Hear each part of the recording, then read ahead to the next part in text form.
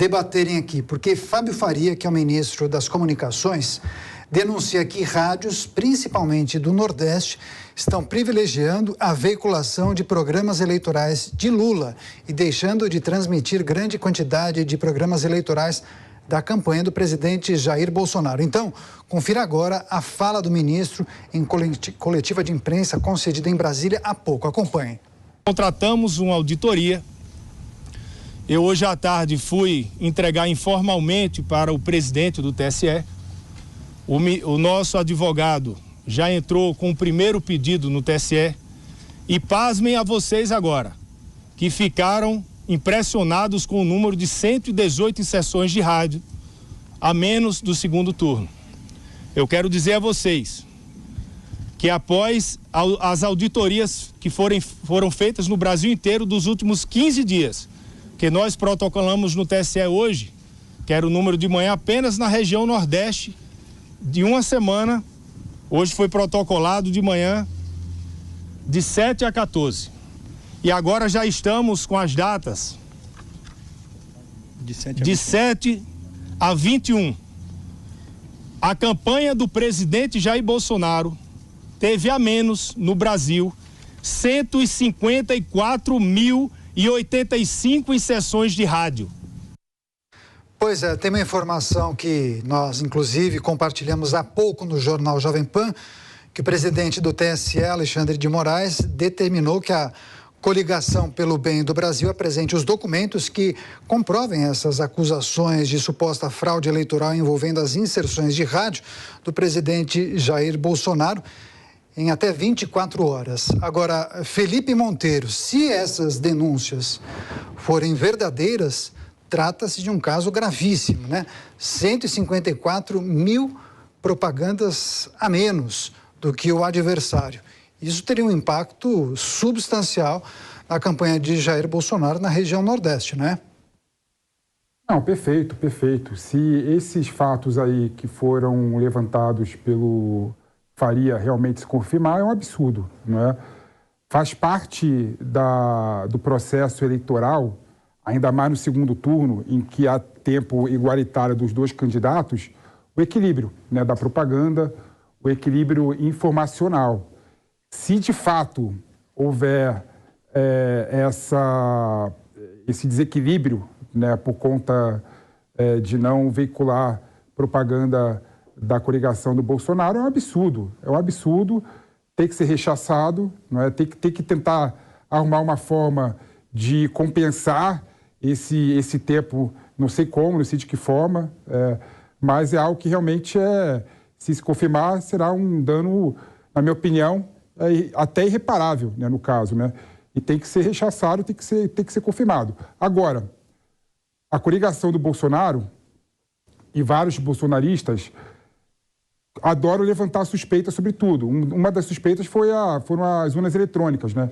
Que até agora ninguém mostrou nenhum tipo de prova concreta. Eu queria esperar, o Alexandre de Moraes concedeu o prazo de 24 horas para a coligação apresentar as provas reais, né?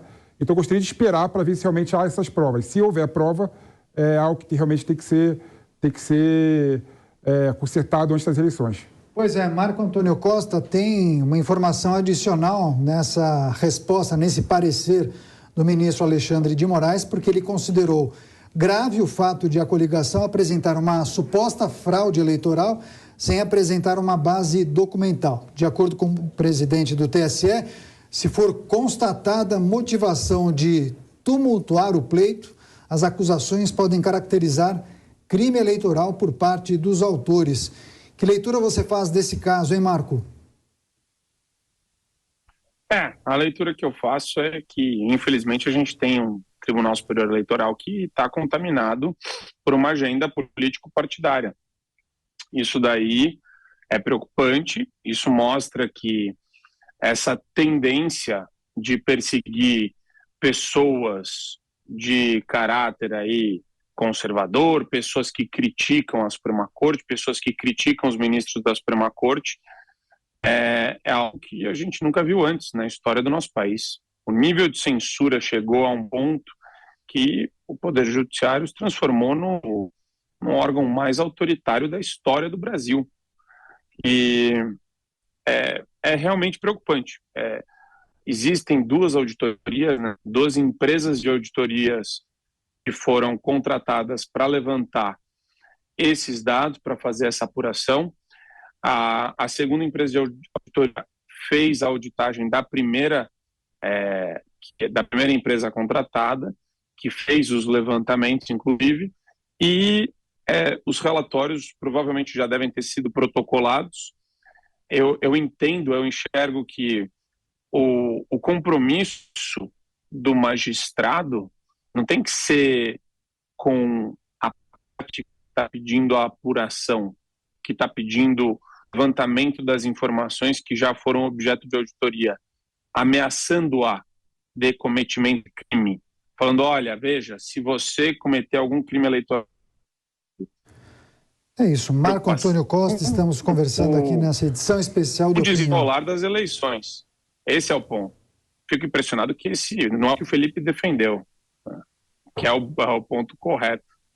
Perfeito. Agora, Felipe, você, claro, acompanha muito a política e também os desdobramentos das decisões do TSE. Agora, qual é o potencial desse episódio, caso ele seja comprovado por meio desses relatórios e boletins que serão apresentados pela campanha de Jair Bolsonaro, de interferir, inclusive, no andamento das eleições? O segundo turno irá ocorrer no próximo domingo. Agora, ele precisa apresentar para o TSE em até 24 horas. Dependendo do resultado, dependendo da análise do TSE, essas inserções terão de ser devolvidas para a campanha de Jair Bolsonaro, né? Sim, terão que ser devolvidas.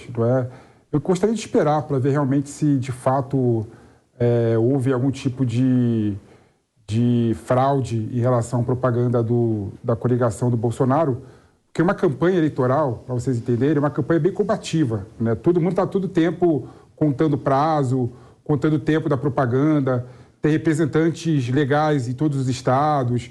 Eu realmente acho difícil isso ter acontecido, mas se acontecer, é um problema, não é? E como tudo no Brasil, isso que é a parte trágica, né? A eleição no Brasil, a data, ela é constitucionalizada, né? Para quem não sabe, o primeiro turno acontece no primeiro domingo de outubro e o segundo turno acontece no último domingo de outubro. Ou seja, não dá para alterar a data do segundo turno sem ter uma emenda constitucional, né? Ou seja, se porventura verificar que houve realmente a não vinculação da propaganda do Bolsonaro, vai ter que dar esse tempo. Eles vão continuar aqui debatendo. Né? Eu vou acompanhar, porque o Marco Antônio vai querer também subir o tom. Eu vou monitorar esse bate-papo, essa discussão aqui no Opinião. Agradeço demais a participação dos telespectadores e ouvintes e internautas. Até a próxima, gente. Fique com o Headline News. Tchau, tchau.